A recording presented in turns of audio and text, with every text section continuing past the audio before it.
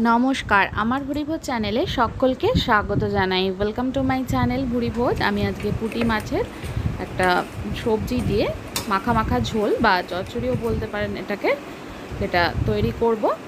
তার জন্য আধা ঘন্টা আগে নুন মাখিয়ে রেখেছিলাম, ভাজার আগে হলুদটা মাখিয়ে নিলাম। সবজির মধ্যে এখানে ঝিঙে নিয়েছি আর পটল রয়েছে। এখানে একটা লাউ পাতা নিয়েছি, লাউ পাতার খুব সুন্দর একটা ফ্লেভার থাকে, একটা ব্যবহার করেছি। আলু বেগুন এগুলোকেও লম্বা করে কেটে নিয়েছি। আর এখানে একটু লাউয়ের ডাঁটা নিয়ে নিয়েছি, টমেটো, এই সবজিগুলো নিয়ে নিয়েছি। এবার আমি কড়াইতে তেল বসিয়ে প্রথমে মাছগুলো ভেজে নেব। কড়াইতে সর্ষের তেল দিয়ে তেলটা গরম করে নিয়েছি। নুন হলুদ মাখানো মাছগুলো দিয়ে দিলাম। মাছটা দেওয়ার পরে কিন্তু খুন্তি দিয়ে বেশি নাড়াচাড়া করবার দরকার নেই, তাহলে মাছগুলো ভেঙে যেতে পারে। আর তেলটা কিন্তু অবশ্য করেই ভালোভাবে গরম করে নিতে হবে। এবার আমি 7-8 মিনিট পরে মাছগুলোকে উল্টে দেব। যখন খুব সহজভাবেই মাছগুলোকে উল্টানো যাবে তখন উল্টাতে হবে। দুটো পিঠই ভালো করে লাল করে ভেজে নিতে হবে। একটা লটের মাছ ভাজা প্রায় হয়ে গেছে। এবার বাকি মাছগুলো একইভাবে ভেজে নিতে হবে। মাছ ভাজার সময় অবশ্যই, যে কোনো মাছ ভাজার সময় তেলটা কিন্তু ভালো করে গরম করে নিতে হয়, নইলে কড়াইতে মাছটা লেগে যায়। মাছগুলো ভাজা হয়ে গেছে। এবার কড়াইতে আরও একটু সর্ষের তেল অ্যাড করলাম। সর্ষের তেলটা গরম করে নেব। গরম হয়ে গেলে এর মধ্যে ফোড়নে কালো জিরে দিয়ে দিচ্ছি। কালো জিরেটাকে একটু ভেজে নিয়ে সমস্ত সবজিগুলো এর মধ্যে দিয়ে দেব। কালো জিরে ভাজা হয়ে গেছে। এবার একে একে সমস্ত সবজি একসাথেই দিয়ে দেব, আলাদা করে দিচ্ছি না, সমস্ত সবজিকে একসাথেই ভেজে নেব। এর মধ্যে একটু মূলও অ্যাড করেছিলাম, সেটা প্রথমে সবজি দেখানোর সময় দেখানো হয়নি।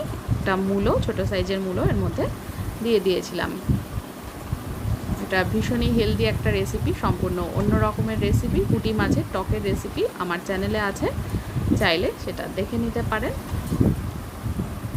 সমস্ত সবজি দিয়ে এবার সবজিগুলোকে ভাজা ভাজা করে নিতে হবে।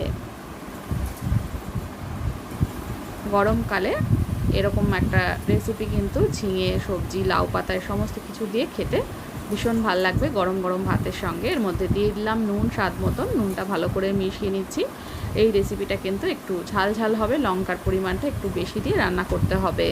এবার দিয়ে দিলাম অল্প পরিমাণে একটু হলুদ গুঁড়ো। হলুদ গুঁড়োটাকেও ভালো করে মিশিয়ে নিয়ে সবজিগুলোকে আরও একটু ভাজা ভাজা করে নিতে হবে।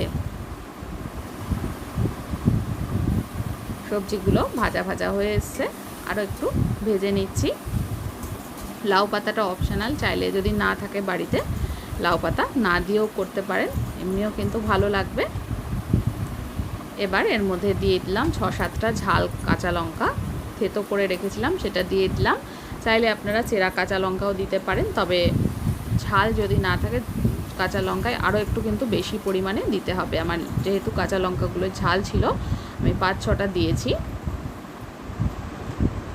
এবার এর মধ্যে দিয়ে দিলাম জল। সবজিগুলো ভালো করে ভাজা হয়ে যাওয়ার পরে এর মধ্যে দিয়ে দিলাম জল। ঝোলটা খুব বেশি পরিমাণে করব না, তাই জলের পরিমাণ কিন্তু অল্প দিলাম। যদি আপনারা ঝোল একটু বেশি পরিমাণে রাখতে চান তাহলে জলের পরিমাণটা বাড়িয়ে দেবেন।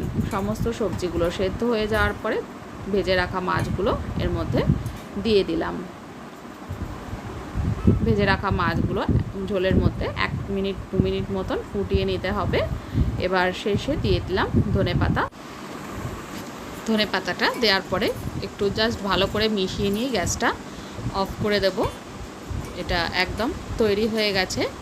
রেসিপিটা ভালো লাগলে যারা আমার চ্যানেলটাকে এখনও সাবস্ক্রাইব করেনি তাদেরকে অনুরোধ করব সাবস্ক্রাইব করে